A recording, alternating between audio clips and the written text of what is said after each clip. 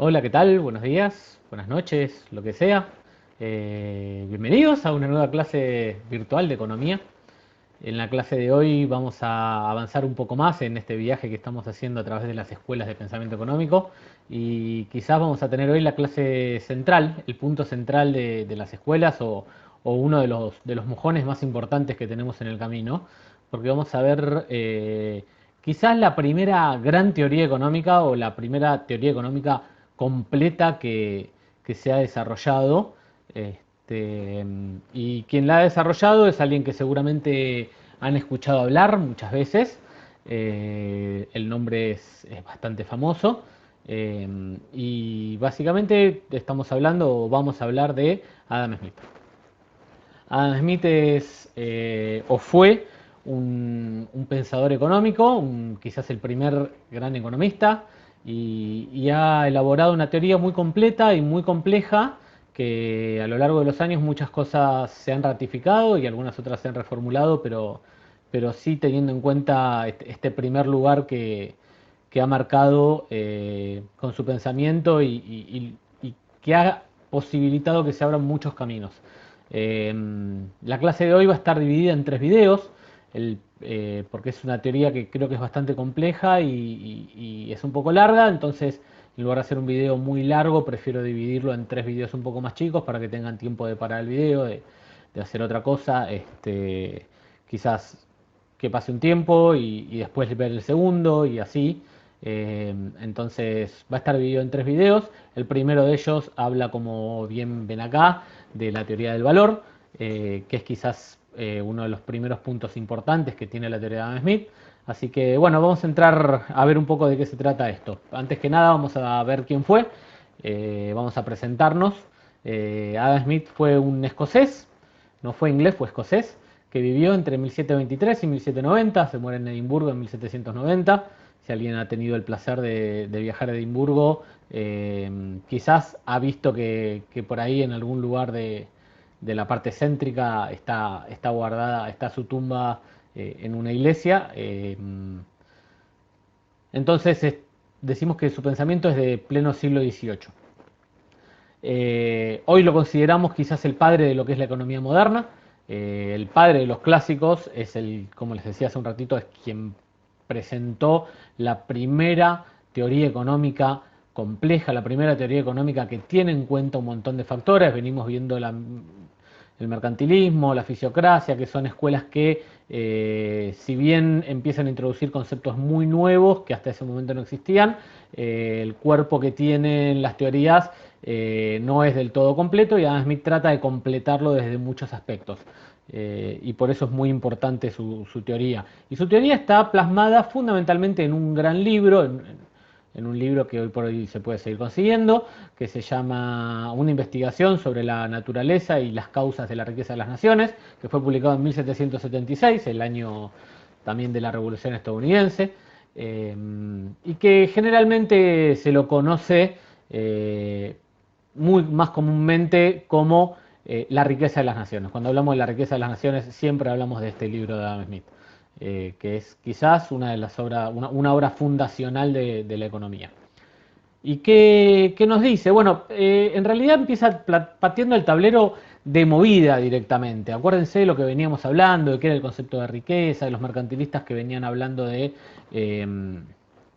la acumulación como concepto de riqueza, la acumulación de metales preciosos, eh, los fisiócratas que hablaban de la producción agrícola como su origen, y Adam Smith, que tenía mucha relación con los fisiócratas y tenía muchos puntos en común, toma algunas cosas de ellos y las reformula, pero su gran objetivo es tomar la teoría mercantilista y refutarla casi por completo.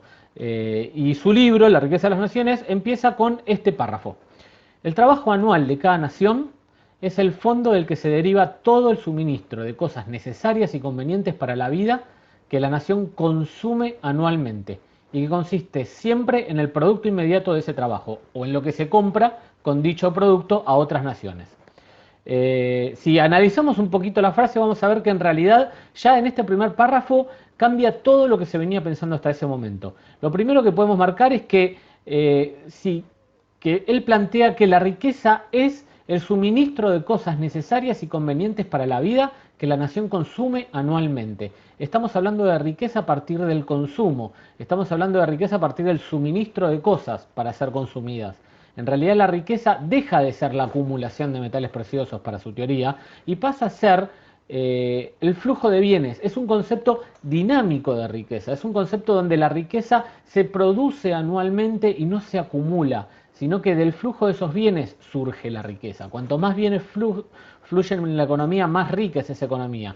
Quizás tiene algún punto en común con lo que habían dicho los fisiócratas, ¿se acuerdan de esto del flujo que había entre los distintos sectores de la economía? Bueno, de esto se trata, que efectivamente lo que está diciendo es que la riqueza surge del flujo de bienes y no de la acumulación. Es muy, muy importante este concepto. Y lo segundo que dice este párrafo, si se fijan, es que el fondo del que deriva esta riqueza es ni más ni menos que el trabajo anual de cada nación. Da una definición y la definición dice que el origen de la riqueza no es ni más ni menos que el trabajo. Cuando generamos riqueza por el trabajo, no generamos riqueza por otra cosa. Tiene de vuelta puntos en común con los fisiócratas. ¿Se acuerdan que hablábamos de la producción agrícola, del trabajo de la tierra? Y Adam Smith en realidad toma eso y dice, no es tan así.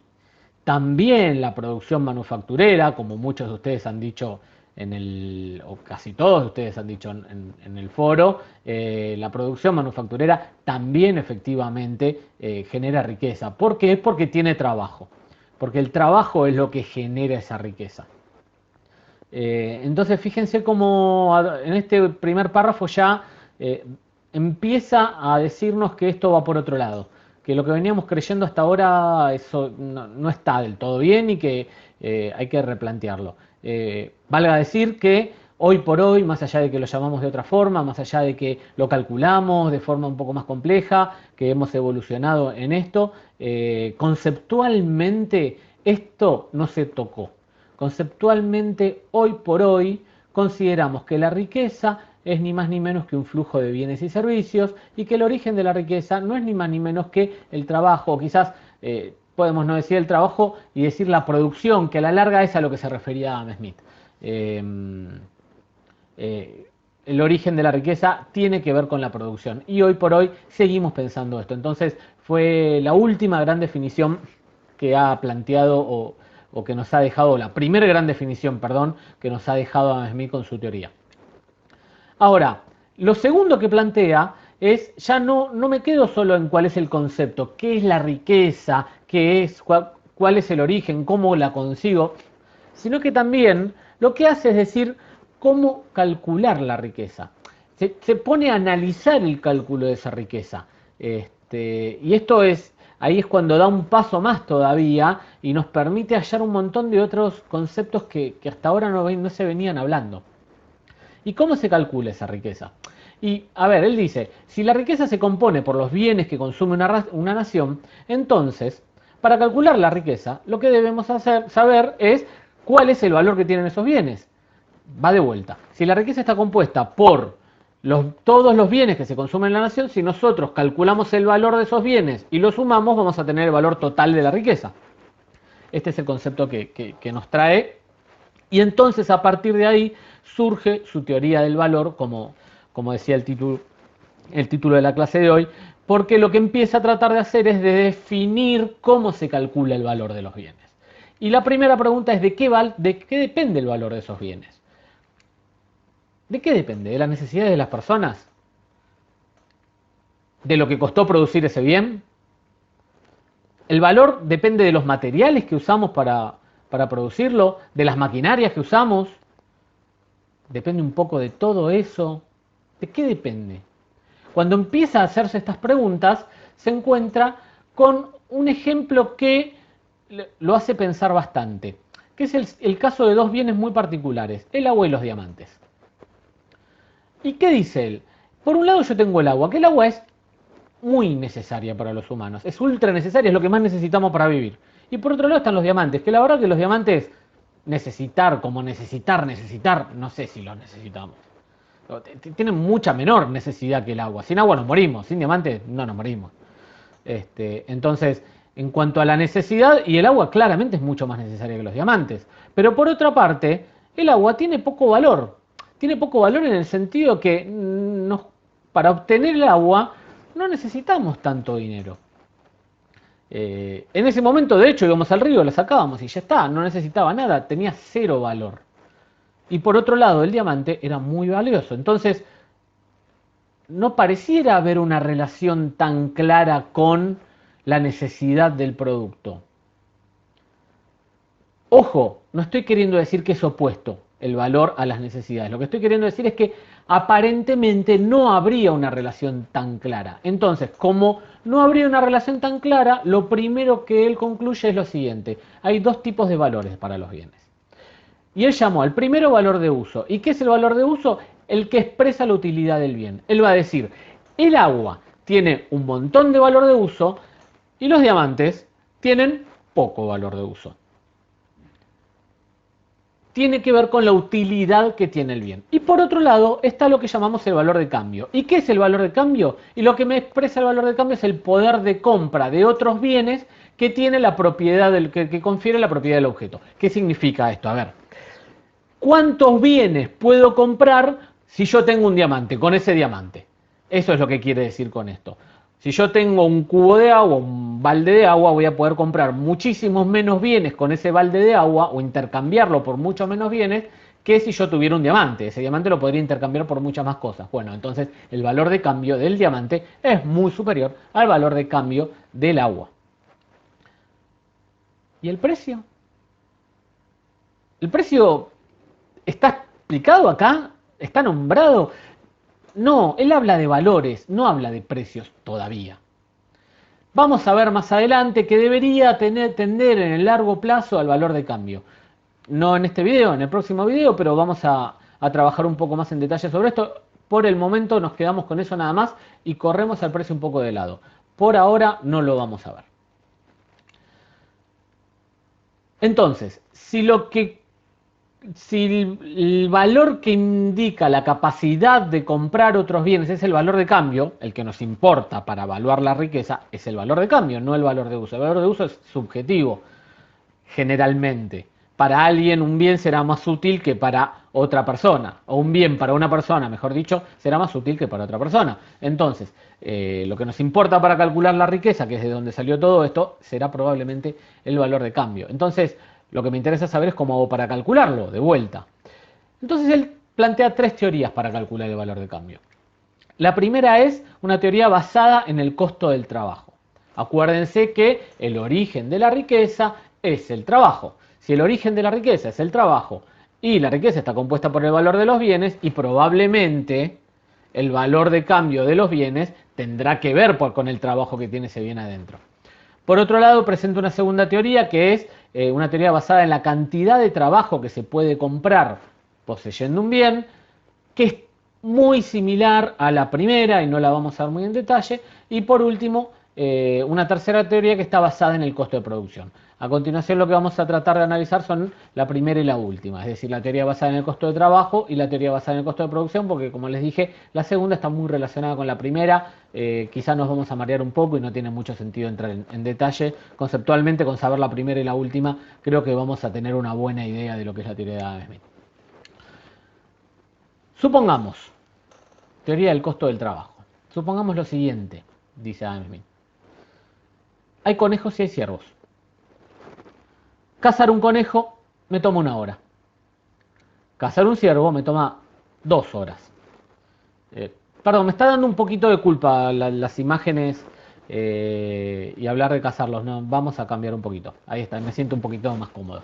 Entonces decíamos, cazar el conejo me toma 1 hora, cazar el ciervo me toma 2 horas.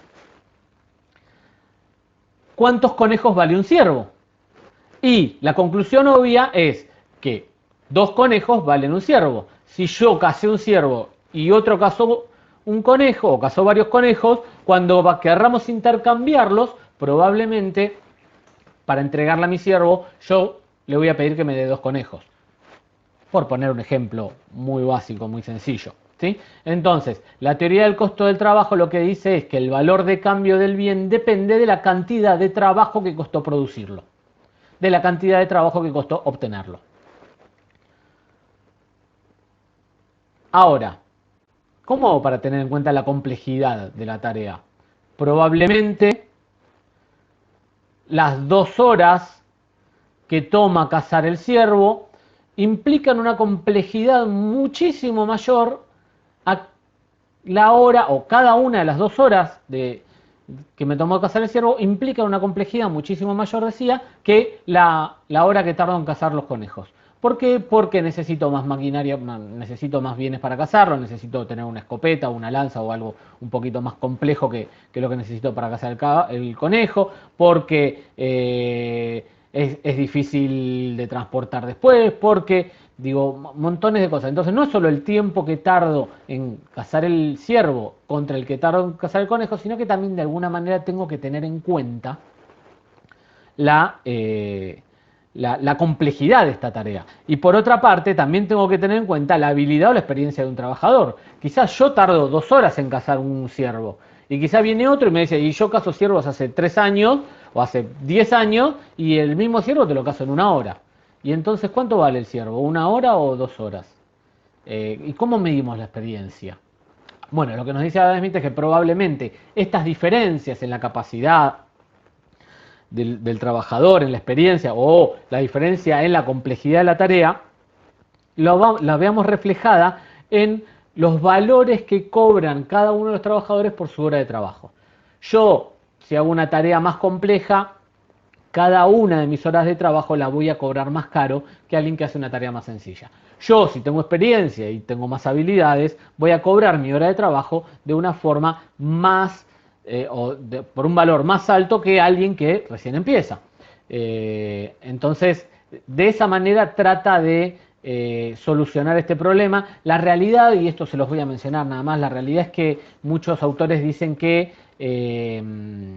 no logró responder del todo en la problemática. ¿Por qué? Porque el salario, o lo que cobran los trabajadores, no es ni más ni menos que otro precio más de la economía. Entonces, decimos que el valor de los bienes va a depender del valor de la hora de trabajo, y el valor de la hora de trabajo depende de un montón de otras cosas, que probablemente tenga que ver con el valor también de los bienes, porque si me sale más caro comprar los bienes, yo voy a querer ganar más plata. Entonces, empieza a haber una teoría circular donde no se sabe bien qué determina qué. Esto lo menciono porque por ahí alguno le hizo ruido cuando lo escuchó. Entonces es un punto a tener en cuenta. Es un razonamiento un poco circular, pero en principio, digo, frente a lo que veníamos hablando antes, tenemos un avance claro y concreto. Acá estamos en, como les dije, cazadores, recolectores, gente que venía, que estaba en una sociedad bastante primitiva. Ahora resulta que las sociedades avanzaron, pasó el tiempo, se hicieron más complejas, y económicamente pasaron para Adam Smith 2 cosas. La primera, alguien se apropió de la tierra. Alguien agarró, puso un surco, puso un alambrado y dijo, de acá para acá, esto es mío, y nadie se mete. Alguien se apropió de la tierra, y entonces aparecieron unas personas que antes no existían, que se llaman los terratenientes. ¿Quiénes son los terratenientes? Los dueños de la tierra.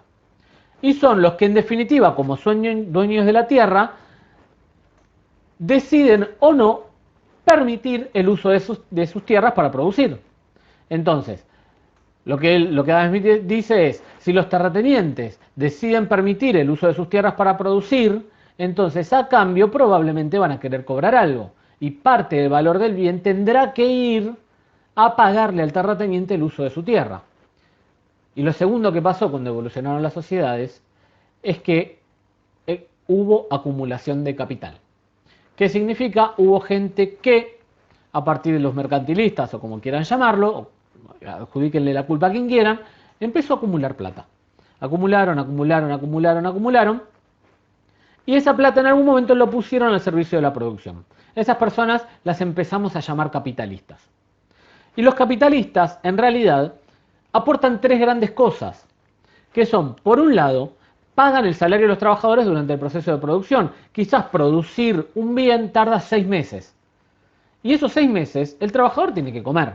Y alguien le tiene que pagar para que pueda comer esos 6 meses. Entonces, el capitalista, con ese dinero que acumuló, le paga a los trabajadores para que puedan seguir comiendo. Y cuando se termine el proceso de producción, venderá el bien y cobrará a cambio plata.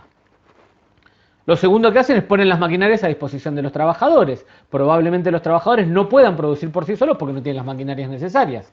Entonces, los capitalistas compran las maquinarias y esas maquinarias las ponen a disposición del proceso de producción. Ese dinero que gastaron en las maquinarias probablemente lo quieran recuperar, más un algo a cambio. Porque aparte también pasa lo tercero, que es lo siguiente. Los capitalistas corren el riesgo de no recuperar su capital. Quizás los capitalistas producen, no sé, tienen una empresa textil, por decir algo bastante común en esa época, tienen una empresa textil y cuando tienen la empresa textil empieza el proceso de producción, tardan un tiempo, todo qué sé yo, producen todas las camisas, produce camisas, supongamos. Ahora, cuando está a punto de vender las camisas, hay un incendio en el depósito y todas las camisas se prenden fuego y se pierden. El capitalista gastó un montón de plata en el medio y no recuperó absolutamente nada. Esa plata la perdió.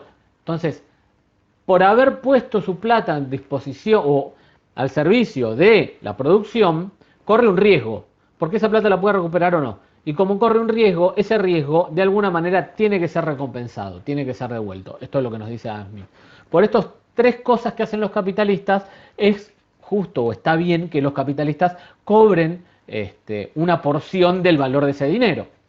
Entonces, a partir de esta situación, de que hay apropiación de la tierra y aparecen los terratenientes, a partir de que hay acumulación de capital y aparecen los capitalistas, y a partir de que están los trabajadores que siempre estuvieron, entonces el costo de producción en las economías, o el valor de cambio en las economías avanzadas va a depender de tres cosas, no solo del valor de cambio. No solo del costo del trabajo o del salario. Va a depender de, por un lado, el costo del trabajo, por otro lado, la renta que cobran los terratenientes y por último, el beneficio que cobran los capitalistas. Hasta acá llegamos. Esta es la primera parte del video. Es la presentación de lo que es la teoría de Adam Smith y ahora también van a ver abajo un par de videos más que ven que vamos a trabajar un par de cosas también bastante interesantes que nos ha dejado su teoría. Nos vemos luego. Chau, chau.